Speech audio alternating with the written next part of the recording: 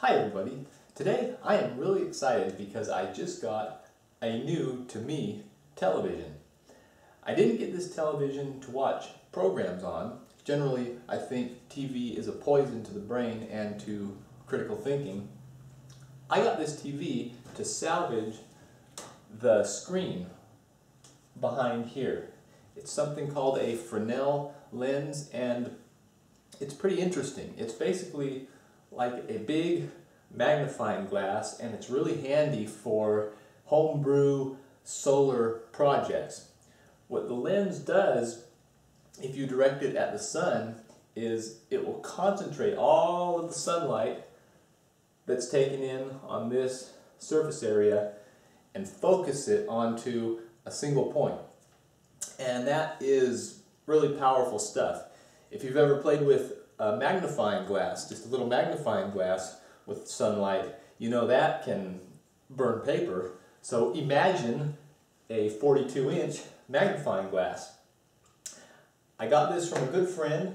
I was over at his house, and this was just kind of sitting in the entryway facing the wall, and by my extremely honed powers of deduction, I thought that a television facing the wall probably is not in use. So I inquired about it, and sure enough, it's beyond repair. It has some major screen problems. Plus, it's an old TV. This is the old Sony projection backbreaker special. The trouble with the TV is something called a convergence problem. Everything's really distorted on the screen, and I could probably fix it if I wanted to throw hundreds of dollars at it, but that's not cost effective. And furthermore, it's much more fun to take it apart and see if we can't burn some stuff. So let's get started. I've never taken one of these apart before, but there are some screws around the perimeter of this black plastic case. And I'll just start by removing those. I'm really excited about this TV. I've been kind of half-heartedly looking for one of these for a long time. This panel and this lower portion of the cabinet are made out of wood. It's been a long time since I knew of a piece of consumer electronics equipment that incorporated wood into the design. And there's some of the guts to it. This kind of stuff is just intimidating to me. It reminds me how little I know about certain parts of our everyday lives. Everyone just clicks on the TV, it works, switch a channel, switch a program, but they really don't know how any of it works. I mean, little bitty capacitors, resistors, wires, microchips. It's humbling to think about how all that stuff works. And now I'm just breaking down probably millions of dollars worth of research and development over time to salvage a piece of plastic out of the front. This is all going in the scrap pile. But enough reflection, let's carry on. This is pretty neat. Look what happens when I turn it on. These little lenses light up red, green, and blue. Never attempt to work on one of these when the power is on, by the way. Even though I don't know a lot about electronics, I know that this transformer here probably has quite a bit of juice behind it. And then there's another one nestled back here. So we need to proceed with caution. Here's something else that you never see on today's electronics. Products built with pride in a bygone age. I've got all the screws out of this back panel here, and I'm going to try to remove it. I need to be careful though, because there is a big glass mirror in here that I don't want to break.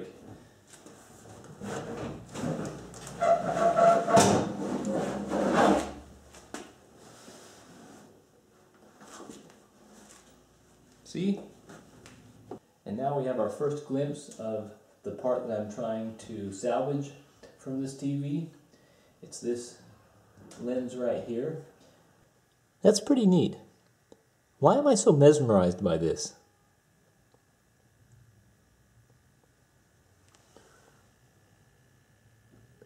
Hot lava?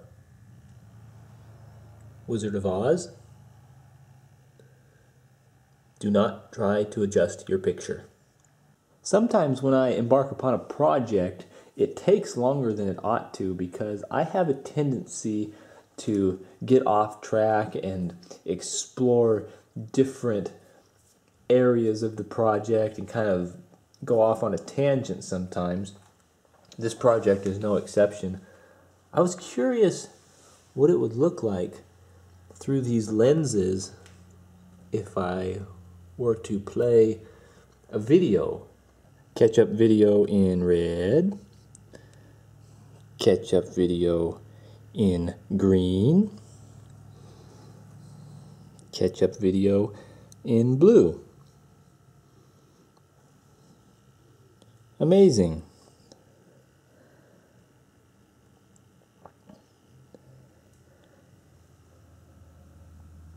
So enough fun and games, let's get back to business.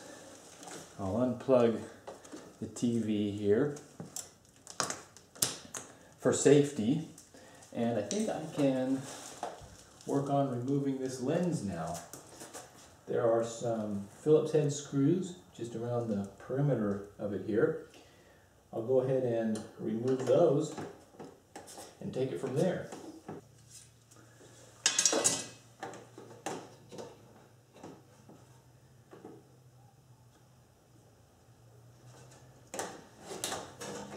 And this is my Fresnel lens. It looks like the lens, which is this clear piece, is taped to this outer screen filter, and I need to get this tape off if I want to separate these two pieces. I've got the lens set out here on my wheelbarrow workstation, and I'll use a utility knife to just slice this tape. Oh, it looks like there are actually 3 layers. But this one right here is what I want.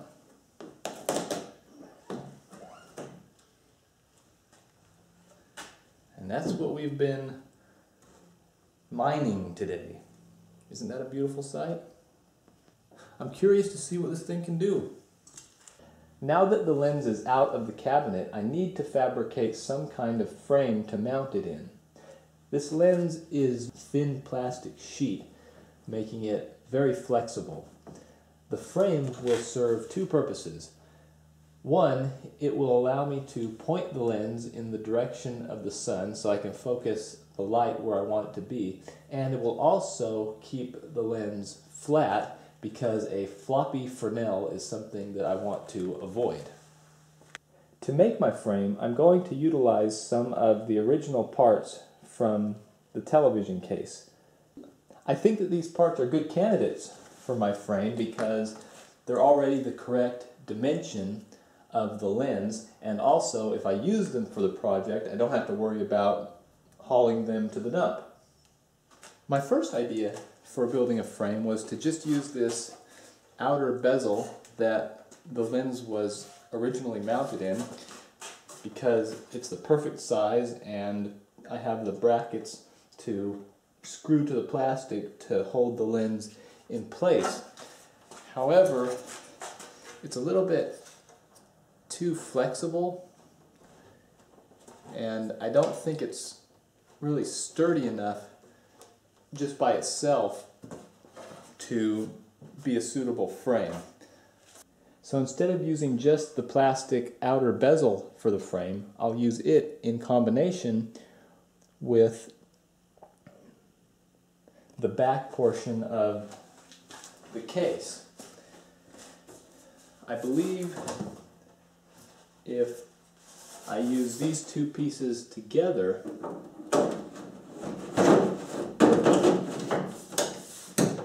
it will be much more sturdy and hold the lens solid where I want it to be.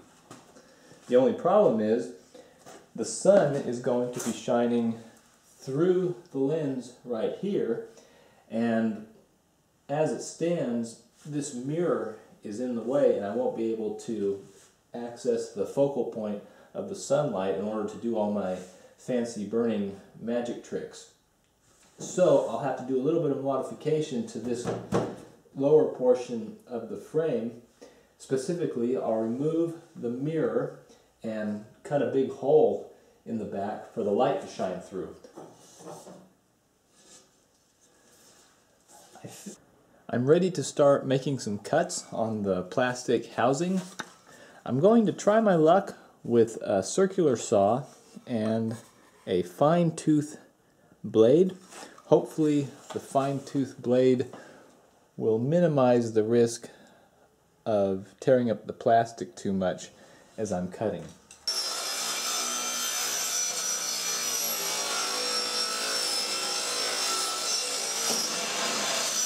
The cut didn't come out too bad.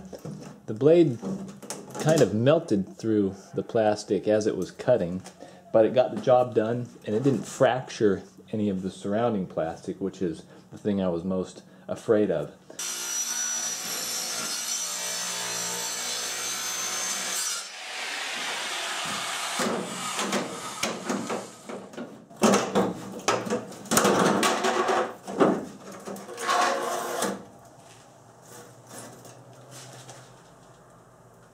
Sony.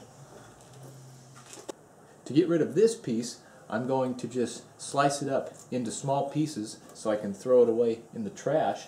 This is a method that I'm really fond of. In fact, I've done the very same with a car tire, if you can believe that.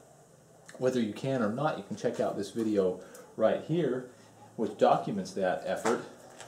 Next, I need to install the lens into this plastic housing. Hopefully I can find some of the screws. As you might be able to tell, I don't keep the tidiest workstation. This lens is manufactured from soft plastic, and on this front-facing side, which I will have pointing toward the sun, it has thousands of circular ridges and valleys molded into it. These ridges and valleys focus the sunlight toward a central point. But one disadvantage of this design is that it's difficult to clean. If this side of the lens gets dirty, I can't just wipe it down with a cloth and call it good. It probably wouldn't get all the dirt off, and even worse than that, it may damage the surface. For this reason, I'm going to install not only the lens into this plastic frame, but I'm also going to install a piece of glass in front of the lens. This is just a piece of old window glass that I found and cut to the same dimensions as the lens, and I think it will serve as a great shield from the harsh environment that this assembly will be spending most of its life in. So first, the piece of glass. This is the first piece of glass that I've cut myself. It wasn't that difficult. I used a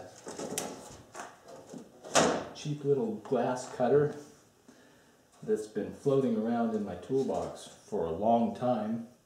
You just roll the little cutter along the glass and then snap it, and the glass will break right along the score line. So I added a skill to my arsenal in the process of building my solar device.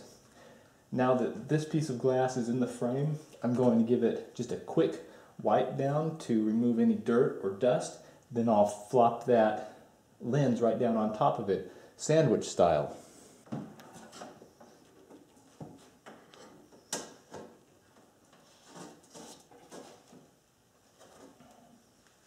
Perfect.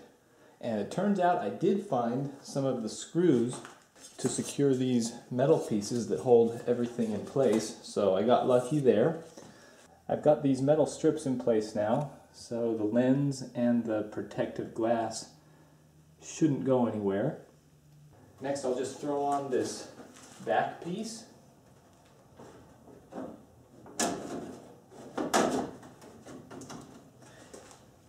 The lens frame and the back plate are held on by these screws. Lady Luck is really shining on me today because just as I found the screws to secure these metal rods to the frame, I've also found enough of these screws to hold this housing onto the frame. So yeah, that's something to get excited about. I've got these two pieces attached to one another, and I think that this piece here does a great job of keeping this less floppy than it was. That's the whole point of this if you haven't watched the whole video, because now that's a nice solid assembly.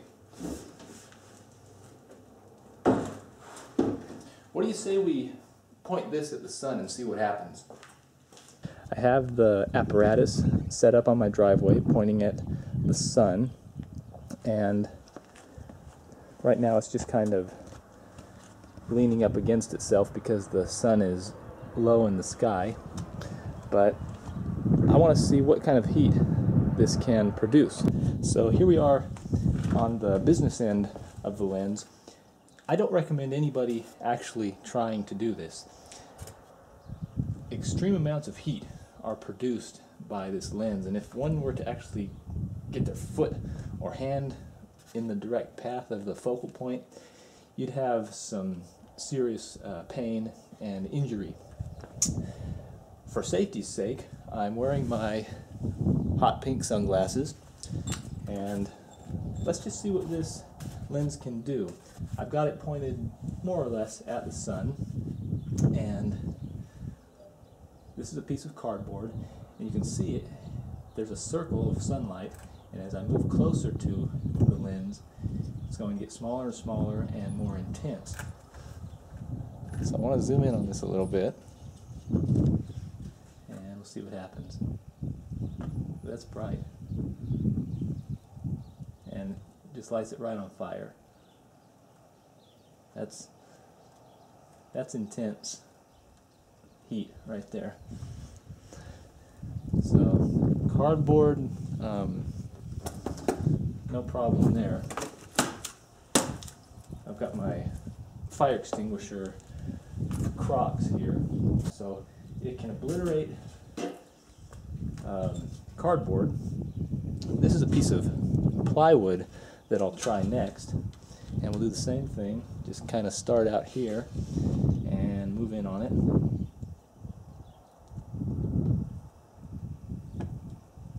And we have ignition. That's pretty cool. Here's the piece of plywood again. I've adjusted my camera so that maybe you can see that focal point a little better.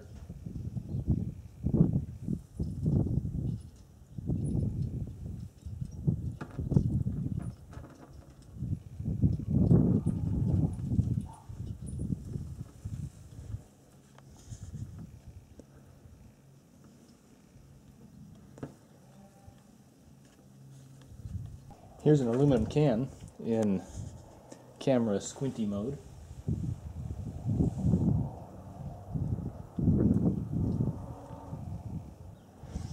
And back to normal with the can.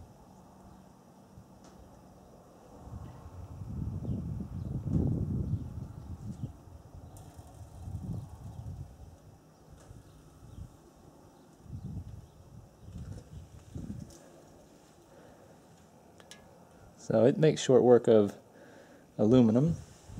I'm curious how this thing performs in the heat of the day. That first round of tests was all done at about 4:30 or 5 o'clock in the afternoon, and the sun was low in the sky. It's about 1 o'clock in the afternoon right now, and the sun's a little bit higher. So you can see behind me, I've got my lens set up. I'm utilizing my boy's Little Tyke's picnic table as a temporary stand, and let's run it through a few more tests. Here we go with some plywood.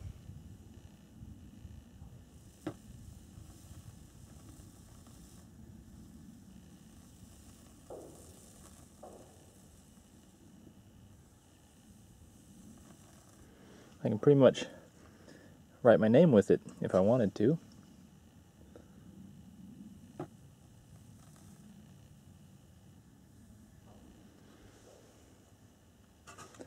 I don't really use CDs much anymore. Let's see about this.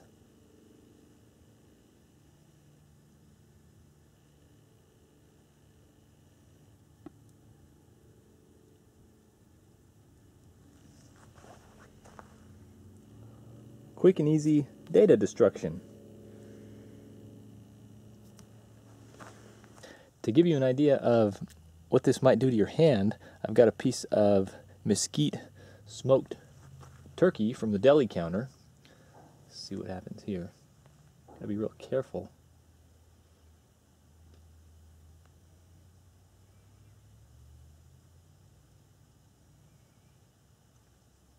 Not sure exactly where the focal point is on this.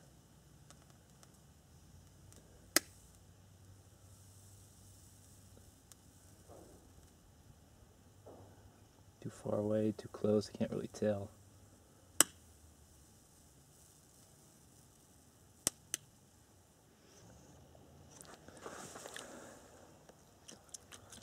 It tastes like burning. I think the last thing I want to try is a gift that I received this Christmas.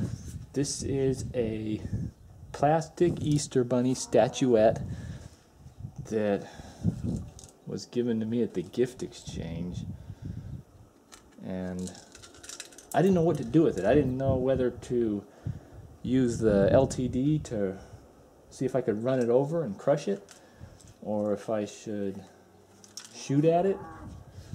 We have a decapitated bunny rabbit right here, and they've got a hole in their roof. But when I started this project, I think that the purpose of this object had become clear.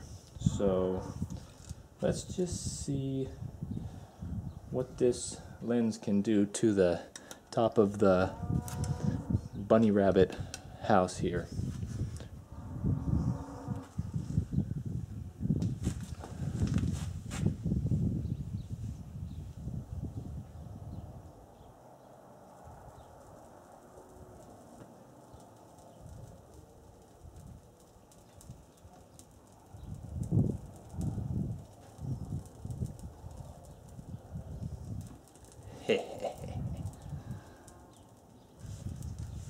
So, fire in the Easter Bunny tree.